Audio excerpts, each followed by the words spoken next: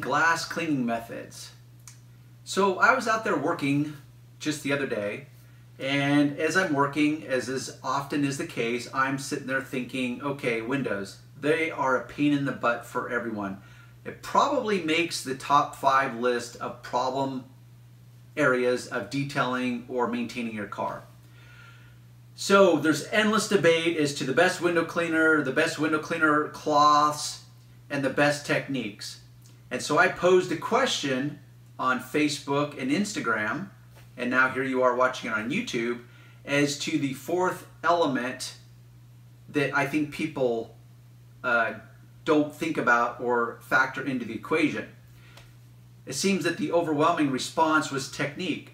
Now, I did not add technique because actually I really don't know why, because technique is important, but people will debate endlessly about the techniques of getting streak-free windows at the expense of not factoring in something that I feel no one ever discusses, and that's that the window itself, or the glass that you're cleaning, meaning not all glass is created equal. You will find that you will come up against some windows or glass in a car that are just a pain in the butt. You don't really know why, and sometimes it could mean certain things. Maybe you're getting more streaking. Maybe you're getting more of that, what I call that greasy film type of effect. Maybe your cloth will not slide along the glass and it keeps wadding up or rolling up on you, and you're thinking, what the heck is going on? Well, that's because glass is unique. Every situation is unique. Just like paint, just like anything else in this world. Something that randomly came to the top of my head is tire dressing. So people will chase after the best tire dressing when they don't factor in the canvas. So in this moment, the canvas is the glass when it comes to cleaning windows.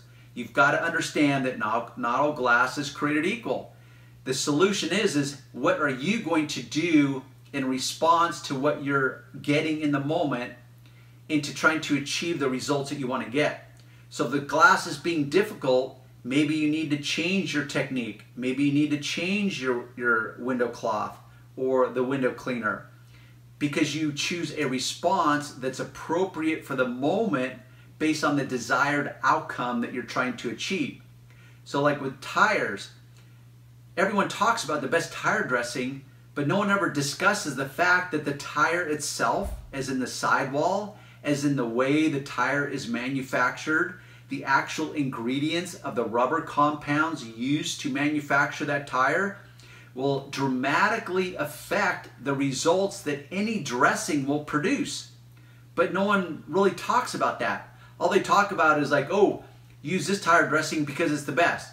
Or use this tire dressing and apply it multiple times so you can make it shinier. But they don't talk about the actual tire, as in that's the canvas that you're working with. So that's why I pose that question, which is, what is the 4th thing? You've got your window cleaner, you've got the type of cloth, and you've got weather conditions. All those are critical factors, but what's the 4th factor? Yes, it would be easy to say it's technique because that is important, but I don't think it's as important as those other 4 factors of the cloth, the cleaner, the weather conditions, and the 4th one, to me, which was the canvas or the type of glass itself. And it doesn't mean that you have to figure out what type of glass it is. It just means that not all glass is created equal. So you've got to choose an appropriate response, and every situation will present a different problem to you. Now, because of the endless responses, I could almost say that this was a social experiment. It's just very interesting how everyone literally views every aspect of life with their own unique lenses, as in their perception, their perspective. So I find it very entertaining, the responses that I will get when I throw a question out there. So in many ways, all of you are correct, because every part of the equation is in fact critical. My main goal is to highlight a part of the equation that I don't think I ever hear anyone discuss. They discuss parts of it, and what I'm referring to is the glass itself. And the simplified answer is the glass, meaning not all glass is created equal. Whether it's the windshields, the side glass, the rear glass, it doesn't matter. It's glass. It's tempered glass. It's unique. And every car, every situation is unique. So it's not just the chemical that you're choosing as a window cleaner. It's not just the cloth that you've decided to choose to clean your windows with. And it's not just the technique. It's not just the weather conditions, but the glass itself, which some of you, and I'm looking on Facebook as well as my Instagram account, because that's where I posted it, some of you did start to go down that trail, which is, hey, have you prepared the glass properly before you actually clean the window? So in a oversimplification, you would say, well, aren't those the same thing? If the end goal is to have clean, streak-free, smudge-free glass, then you do whatever it takes. Okay, well, yeah, which kind of leads back to my original proposition, which is, hey, how come I don't hear anyone talking about the fact that not all glass is created equal? There is variations to it. A big spread in the type of glass. Whether it's the glass manufacturer themselves, the one that's supplying the glass to the car company, the actual manufacturing process of the glass, and that's like everything. I don't care what it is, whether it's this cloth, this microfiber Korean cloth, and this is auto fiber, by the way, to the endless types of chemicals. So we tend to oversimplify so much of the processes or the equation, and there's so many variables to that. And it's not just the actual end product, like, oh, this is the best glass cleaner. Okay, well, what makes it best? What is it made up of? Are the ingredient, like the ingredient list, like let's say you're baking a cake, flour, sugar, margarine or butter, whatever else, baking soda that goes into a cake. Okay, well, what about the quality of each of those ingredients? That alone, so you could have two bakers use the same ingredients, the same measurements, but yet this baker is sourcing their ingredients with higher quality ingredients, a higher quality of flour, a higher quality of baking soda, a higher quality of sugar than this baker over here. So you could say that they're following the same exact recipe, but at the end, why does this baker's cake taste better than this baker's cake? Well, in a simplification, you could say, well, that doesn't make sense. They're both doing exactly the same thing. They're following exactly the same recipe. Well, the answer lies in the quality of the ingredients, and that's what I'm getting at, is the type of glass, as in not all glass is created equal. For example, if you're an experienced detailer and one of your customers, let's say that you have been taking care of their car for a period of time, and now they have to get the front windshield replaced. So it's a brand new pane of glass called a windshield. And I don't know about you, but I hate brand new windshields because as a rule, I know that on the inside of the windshield and the outside, because it's brand new, has not been exposed to the elements, has not been cleaned endless amount of times yet, my cloth is going to stick to it. It's not going to rub across it smoothly as in glass that has been around for a length of time. That's just been my experience. So right there is just one factor. Never mind some of the factors that you guys have laid out in the answers, whether it's on Facebook or Instagram. Like, has the glass been decontaminated on the outside? Is there window tinting or window film on the glass on the inside? So like someone said, if there's window tinting, you're not really cleaning glass, you're actually cleaning a form of plastic film.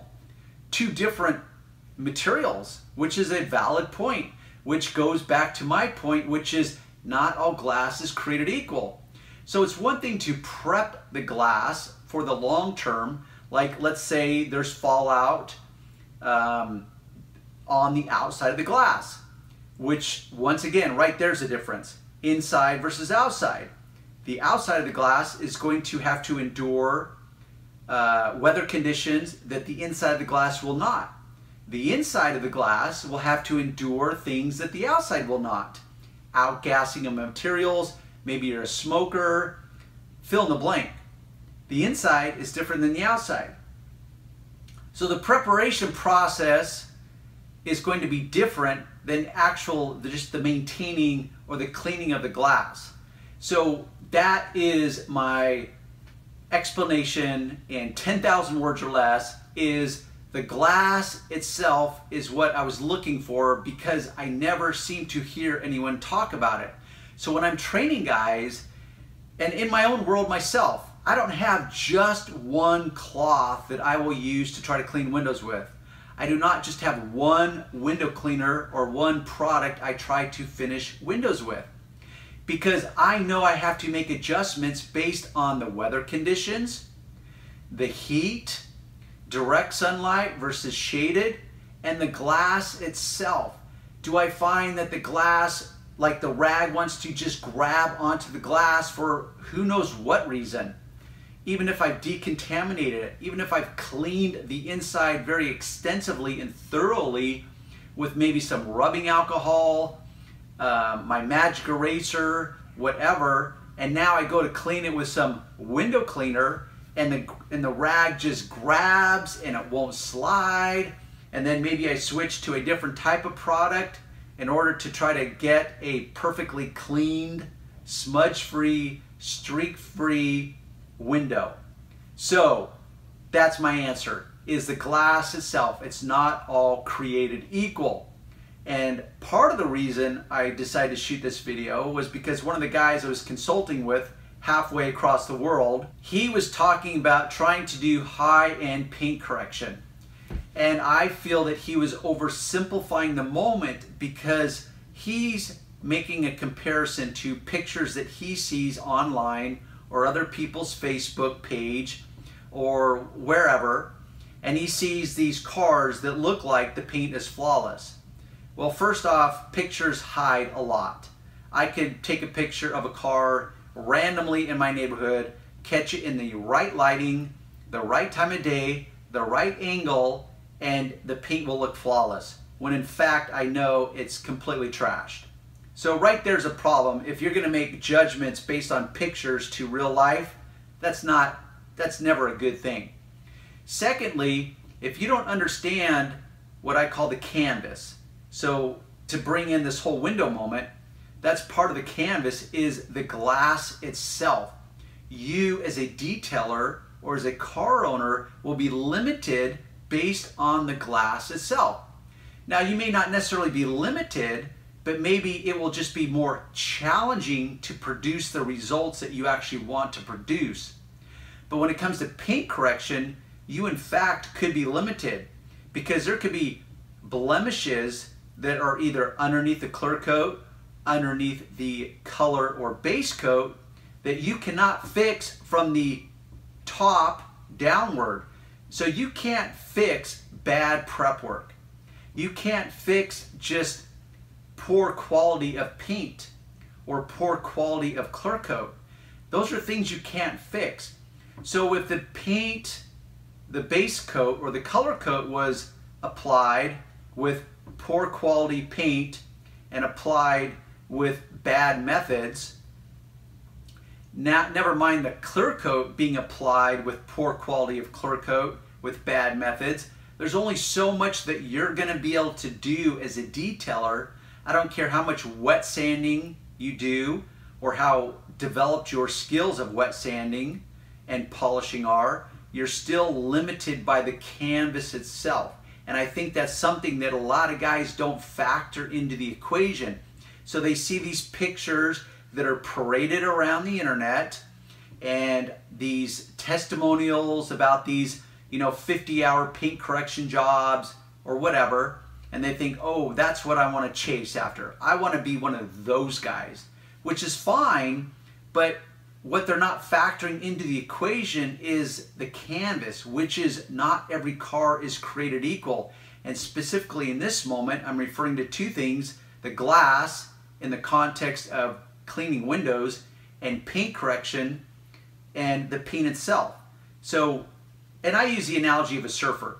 I can take the best surfer in the world, the top ranked pro surfer in the world, and I can put him out in the ocean on waves that are like a half a foot tall. We call them ankle slappers here in California.